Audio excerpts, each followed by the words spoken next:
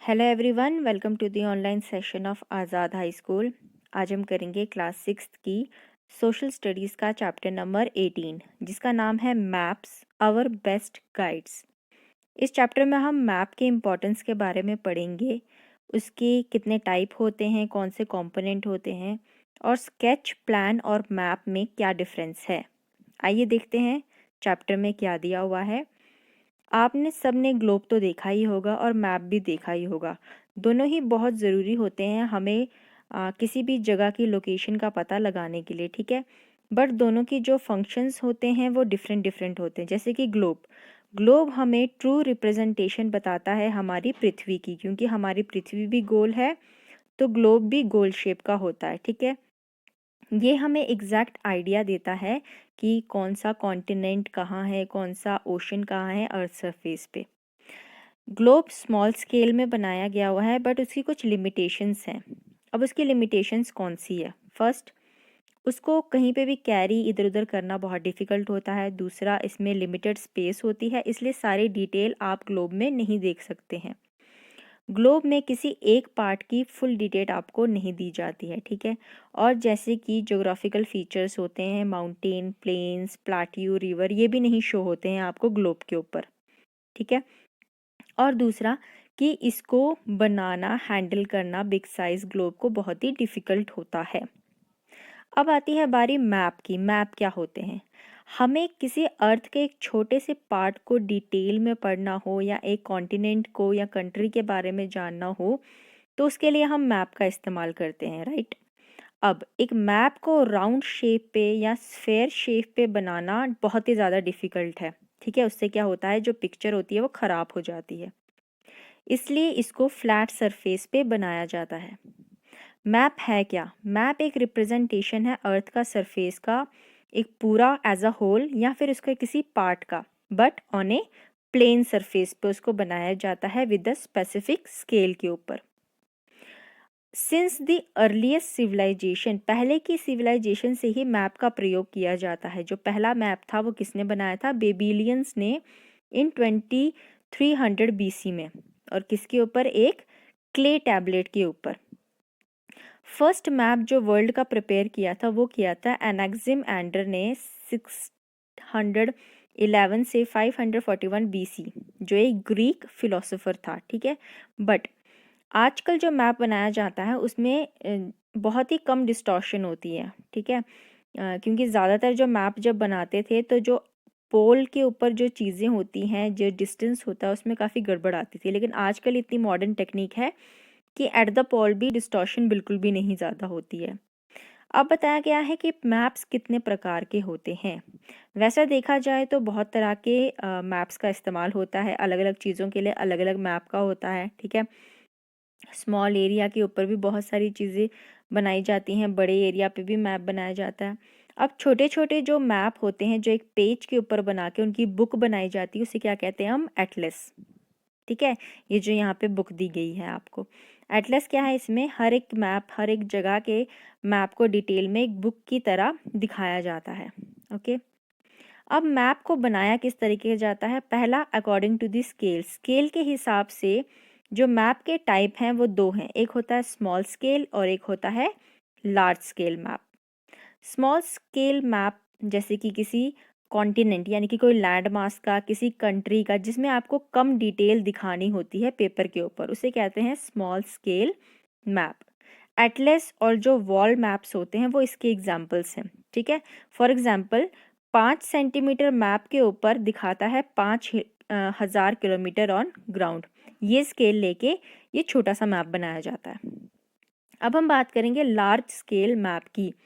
Large scale map में detail दी जाती है आपको उस जगह में आने जाने, विलेज, टाउन, इन सब की डिटेल उस मैप में दिखाई जाती है, ठीक है। जो लेआउट होता है वो विलेज का, गाइड मैप सिटीज़ का, ये सभी लार्ज स्केल पे बनाया जाता है। जैसे यहाँ पे भी आपको दिखाया गया है लेफ्ट हैंड साइड में। इसमें क्या होता है, इसमें जो स्केल ली जाती है वो 5 सेंटीमीटर मैप की शो करता है 500 मीटर ऑन द ग्राउंड, यानी कि बारीकियां दिखाई जाती हैं। इसमें छोटे से छोटे विलेजेस का भी इसमें रूट, जगह, लोकेशन पता चलती है। अब फंक्शंस के हिसाब से मैप्स को डिवाइड किया गया है। कौन कौन से टाइप के होते हैं? पहला फिजिकल मैप। फिजिकल मैप जो बताता है mountain, plateau, plains, river, oceans के बारे में। पॉलिटिकल मैप जो कंट्री या स्टेट्स की बाउंड्री के बारे में आपको बताता है, किसी सिटी की बाउंड्री, कोई टाउन के बारे में बताता है, वो होता है पॉलिटिकल मैप। और फिर आता है थीमेटिक मैप। थीमेटिक मैप एक स्पेसिफिक इंफॉर्मेशन आपको बताता है, जैसे कि रोड, रेनफॉल वाले हो गए, map showing the distribution of forest, industries, mines, इन सब के जो डिस्ट्रीब्यूशन बताते हैं वो तरह के मैपों को हम थीमेटिक मैप बोलते हैं। ओके, अब नेक्स्ट हमारा टॉपिक है कंपोनेंट्स ऑफ मैप। मैप में कौन कौन से कंपोनेंट होते हैं? इसके सबसे मेन 3 कंपोनेंट होते हैं। पहला डिस्टेंस जो स्केल में नापी जाती है, और डायरेक्शंस, फिर आता है सिंबल्स जिनको कन्वेंशनल साइंस भी कहते हैं। डिस्टेंस क्या है? आपने मैप में देखा होगा, कोई भी कॉन्टिनेंट का जो एटलस में दिया रहता है, एक बड़े से वर्ल्ड के मैप को एक छोटी सी शीट पेपर पे उतार देते हैं। अब ये पॉसिबल कैसे है? ये पॉसिबल स्केल से होता है, ठीक है, जो हम स्केल यूज़ करते हैं। जितने भी मैप्स होते हैं वो ड्राइंग्स होती है, जिनको वर्ल्ड की या पार्ट ऑफ द वर्ल्ड की रिड्यूस करके उनके डिस्टेंसेस को शॉर्ट करके फिर पेपर पे ड्रॉ किया जाता है। ओके, और इस स्केल से ड्रॉ किया जाता है कि रिडक्शंस के दौरान भी आपको उनका डिस्टेंस जो है वो केयरफुली अप्रॉक्सीमेटली उतना ही मिलेगा। तो इसलिए स्केल जो हम चूज़ करते हैं वो इम्पॉर्टेंट है कि कौन सी स्केल चूज़ की जाएगी। अब स्केल होता क्या है? स्केल होता है the ratio between the actual distance on the ground and the distance shown on the map. ठीक है, जो ग्राउंड पे डिस्टेंस है वो उसका रेशियो जो मैप में डिस्टेंस दिया गया है उसके साथ। एग्जाम्पल आपको दिया है, अगर आपके स्कूल से लेके आपके घर तक का डिस्टेंस 10 किलोमीटर है, ठीक है, और आपको इस 10 किलोमीटर को अपने मैप पे 2 सेंटीमीटर दिखाना है, तो इसका मतलब क्या है? 1 सेंटीमीटर किसके बराबर हुआ? 10 का आधा कर दो, 5 किलोमीटर के बराबर। तो जो आपकी स्केल होगी वो होगी 1 सेंटीमीटर इक्वल टू 5 किलोमीटर। ठीक है, तो इसी के हिसाब से आपने जितने भी डिस्टेंसेस आप दिखाओगे अपने मैप पे वो इसी स्केल को यूज़ करके आपने दिखाने हैं, और इसी स्केल के द्वारा भी हम मैप से actual distance on the ground भी कैलकुलेट कर सकते हैं। ठीक है, scale of the map generally जो दिखाई जाती है वो स्ट्रेट लाइन ही होती है, एक पर्टिकुलर लेंथ के हिसाब से ही होती है। ठीक है, और ये स्केल जो होती है वो ज़्यादातर एट द टॉप या तो बॉटम में दिखाई जाती है। कभी कभी स्केल दिखाते नहीं है, उसको सिर्फ शब्दों में लिख लेते, जैसे यहाँ पे नीचे मीटर ऐसे स्केल करके दिखाया गया है, बट कभी कभी सिर्फ साइड पे लिख देते हैं scale 1 centimetre equal to 100 kilometre. उसी से ही हमें पता चल जाता है कि 1 सेंटीमीटर मैप किसके बराबर है? 100 किलोमीटर ग्राउंड के बराबर। नेक्स्ट आता है रिप्रेजेंटेटिव फ्रैक्शन, जिसको आरएफ कहा जाता है। एक और तरीका जो स्केल करने का होता है, इसका रेशियो मतलब कि इसका जो फैक्टर है, इसका फॉर्मूला क्या है? The ratio between the map distance to the ground distance. ठीक है, और वो ज़्यादातर न्यूमेरिट जो भी होता है अपना, इस जो रेशियो होता है इसमें हम न्यूमरेटर यानी कि ऊपर का जो फ्रैक्शन का हिस्सा है वो हमेशा 1 ही लेते हैं। जैसे कि जो आरएफ है वो क्या दिया जाता है? 1/100,000। ठीक है, जो न्यूमरेटर है वो रिप्रेजेंट कर रहा है 1 मैप डिस्टेंस, 100,000 किलोमीटर या जो भी है वो ग्राउंड डिस्टेंस के बराबर होगा। ठीक है, तो आरएफ किसके यहाँ होता है? Map distance upon ground distance, और मैप डिस्टेंस को यूजुअली 1 ही रखते हैं। No particular units of measurement, इसमें कोई भी यूनिट हम पीछे नहीं लगाते हैं, जैसे कि मीटर, किलोमीटर, माइल्स वगैरह वगैरह। ठीक है, ये एक यूनिवर्सल एप्लीकेशन है मैप मेकिंग की। नेक्स्ट हमारा जो कंपोनेंट है वो आता है डायरेक्शन। डायरेक्शन का पता होना भी बहुत ज़रूरी होता है, इसलिए हमेशा मैप में अपर की तरफ यानी कि ऊपर की तरफ एरो देके एन, कैपिटल एन लिखते हैं, जिससे हमें पता चल जाता है कि जिस तरफ ये एरो है वो नॉर्थ डायरेक्शन है, और इसको हम नॉर्थ लाइन बोलते हैं, और उसी नॉर्थ लाइन के ज़रिए हम सारी डायरेक्शंस को मेजर करते हैं। ओके, जितनी भी मैप में डायरेक्शन होती हैं वो with respect to that north direction ही देखी जाती हैं। कौन कौन सी? ईस्ट, वेस्ट और साउथ को उसी नॉर्थ डायरेक्शन से ही हम देखते हैं। ओके, तो इन्हीं को क्या कहा जाता है? Cardinal point. अब अगर हमने चारों डायरेक्शन फाइंड आउट कर ली तो चारों डायरेक्शन के साथ हम बीच बीच के डायरेक्शन को भी देख सकते हैं। बीच की डायरेक्शन कौन सी होती हैं? नॉर्थ ईस्ट, जो नॉर्थ और ईस्ट के बीच में होती हैं। फिर साउथ ईस्ट के बीच में हो गई साउथ ईस्ट। तो इस तरीके से बीच वाली direction south west, north west, ये भी हम अच्छे से लोकेट कर सकते हैं। नेक्स्ट दिया है how to find the direction. Direction आपने लेकिन पता कैसे करना है? हमें पता है फाइंड आउट करने के लिए डायरेक्शन हमें देखना पड़ेगा कि सूरज कहाँ से उगता है with the help of the pole star और कंपस। या तो पोल स्टार की मदद से या तो कंपस की मदद से। यूजुअली मैग्नेटिक कंपस यूज़ किया जाता है डायरेक्शन फाइंड आउट करने के लिए। ये एक इंस्ट्रूमेंट होता है जिसकी नीडल हमेशा नॉर्थ और साउथ की तरफ ही इंडिकेट करती है। ठीक है, और इसको मेरिनियर्स कंपस भी कहा जाता है क्योंकि ये यूज़ किया गया था मेरिनियर्स और सीमैन जो होते हैं वो अपनी सेल के दौरान शिप में बैठ के जब सेलिंग पे जाते हैं तब वो इस कंपस का यूज़ करते थे। और हमें पता है कि जो सूरज होता है वो ईस्ट से उगता है और वेस्ट में जाके डूबता है।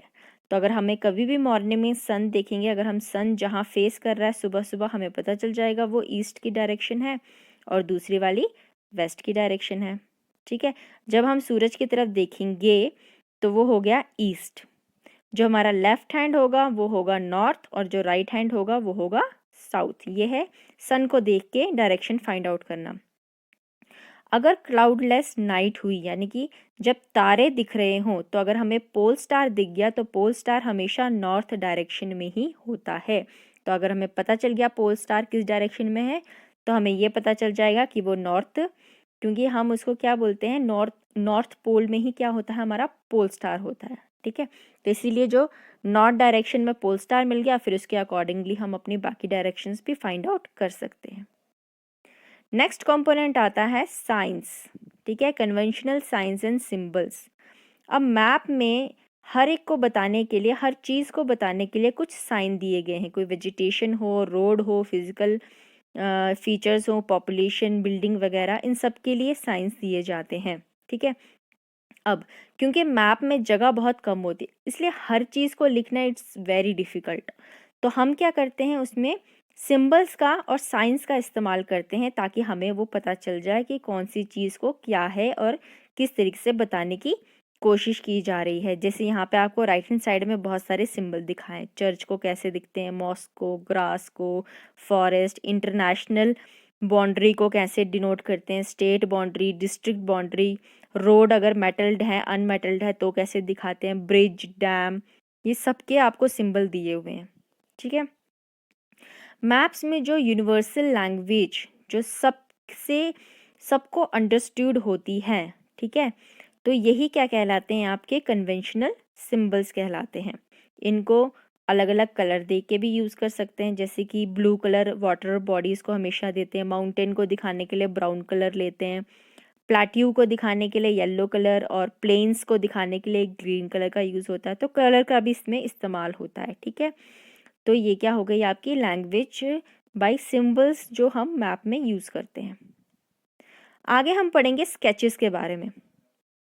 हमें पता है कि हम अपने मैप को स्केल के ही अकॉर्डिंगली करते हैं, बट हमें एक रफ डायग्राम की भी ज़रूरत होती है। एक रफ डायग्राम जो हमें बताए उस प्लेस के बारे में, ठीक है, उसकी लोकेशन के बारे में, जो हम कभी जाते हैं हम अपनी मेमोरीज से उसका रफ डायग्राम बना देते हैं। तो वही जो रफ डायग्राम होता है वो क्या कहलाता है, स्केच।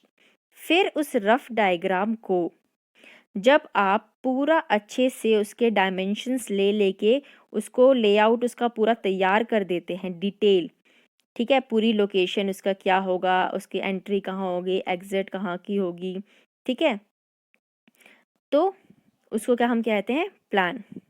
तो जो डिटेल ड्राइंग होती है वो कहलाती है हमारी प्लान, जो रफ ड्राइंग होती है वो क्या कहलाता है, आपका स्केच। ऑलराइट, आपने देखा भी होगा आपके घर का भी प्लान बना होता है, ठीक है ना, तो जो घर का प्लान होता है उसे हम लेआउट प्लान भी कहते हैं।